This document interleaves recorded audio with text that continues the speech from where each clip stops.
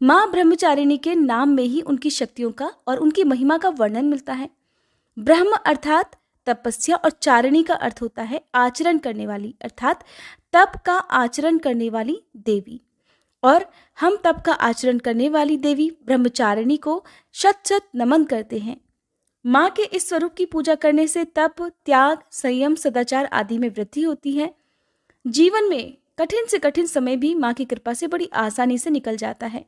कितनी भी मुश्किलें आ जाएं, भक्त अपने मार्ग से और अपने संकल्प से कभी विचलित नहीं होता है। पहले जानते हैं माँ ब्रह्मचारिणी के प्रिय रंग, प्रिय भोग, स्तुति मंत्र, बीज मंत्र और प्रार्थना मंत्र के बारे में। साथ ही फिर हम जानेंगे पूजा विधि के बारे में।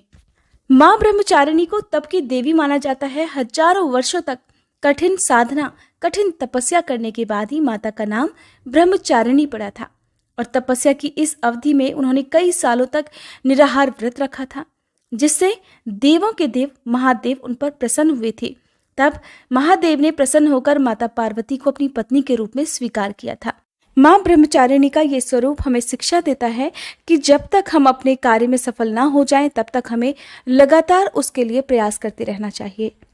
माँ ब्रह्मचारिणी का बीज मंत्र है ओम देवी ब्रह्मचारिण्ये नमः।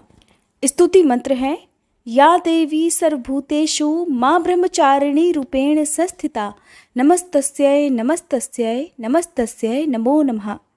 प्रार्थना मंत्र है दधानाम करम पद्माभ्याम अक्षमाला कमंडलु देवी प्रसीदतु मयि ब्रह्मचारिण्यन अनुत्तमा। माँ ब्रह्मचारिणी के एक हाथ में माला और दूसरे हाथ में कमंडल विराजमान है। धार्मिक मान्यताओं के अनुसार ये माता का अविवाहित रूप माना जाता है। माँ ब्रह्मचारिणी की पूजा करने से पहले स्नान करके साफ स्वच्छ वस्त्र धारण कर लेने चाहिए। इस दिन आप हरा या फिर लाल रंग के वस्त्रों का प्रयोग भी कर सकते हैं, क्योंकि माँ के जितने भी स्वरूप हैं, यदि उनमें आप विशेष रंगों का प्रयोग ना कर पाए तो आज के दिन आप या किसी भी दिन लाल रंग के वस्त्रों का प्रयोग भी कर सकते हैं। आपके मन में बिल्कुल भी इस तरह की बात नहीं आनी चाहिए कि आपने आज जो विशेष रंग है उसका प्रयोग नहीं किया है। तो इस तरह से अगर आप नेगेटिविटी अपने मन में रखते हैं तो फिर उससे पूजा का फल भी प्राप्त नहीं होता है। आपके पास जिस तरह के भी वस्त्र हैं उस तरह के वस्त्र आप पहने। ध्यान रखना चाहिए कि वस्त्र धुले हुए होने चाहिए। काले रंग के या भूरे रंग के वस्त्रों का प्रयोग पूजा में नहीं किया जाता है। स्नान करने के साथ ही आप सूर्य देवता को जल अर्पित करें। हाथ में जल या पुष्प लेकर माँ ब्रह्मचारिणी की पूजा का और व्रत करने का संकल्प लें। फिर माँ ब्रह्मचारिणी की पूजा करने के लिए जो भी आपने माँ दुर्गा की मूर्ति या तस्वीर की स्थापना की है, सबसे पहले वहाँ गंगा जल छिड़कें और उसके बाद धूप दीपक जलाएं। माँ पर आज के दिन लाल कमल का फूल और गुड़हल का फूल चढ़ाना चाहिए।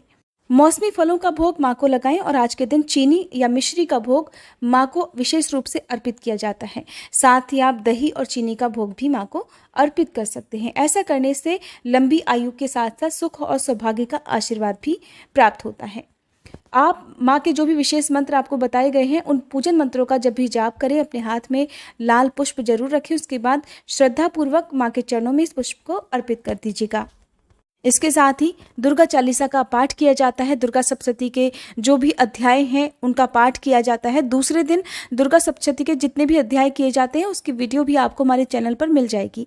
साथ ही व्रत की कथा पढ़ी और सुनी जाती है। फिर सबसे अंत में आरती करके क्षमा याचना की जाती है।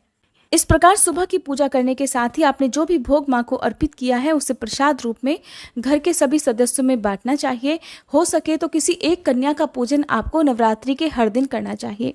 अब बात आती है कि जो लोग व्रत नहीं रख सकते, क्या उन्हें नवरात्रि में हर प्रकार के जो नियम है उनका पालन करना चाहिए? तो देखिए, आपकी श्रद्धा है, आप चाहें तो सारे नियमों का पालन करें और नहीं तो आप जिन जिन स्वरूपों की पूजा नवरात्रि के 9 दिनों में होती है उनकी पूजा आप सच्चे मन से और श्रद्धा निष्ठा के साथ कर ले, यही काफ़ी होगा। फिर सारा दिन उपवास रखते हुए आप चाहें तो निराहार रहकर या फलाहार रहकर आप व्रत रखें। शाम की पूजा करें। शाम की पूजा भी आपको विधिवत करनी चाहिए। संभव हो तो शाम के समय भी आपको व्रत की कथा पढ़नी या सुननी चाहिए।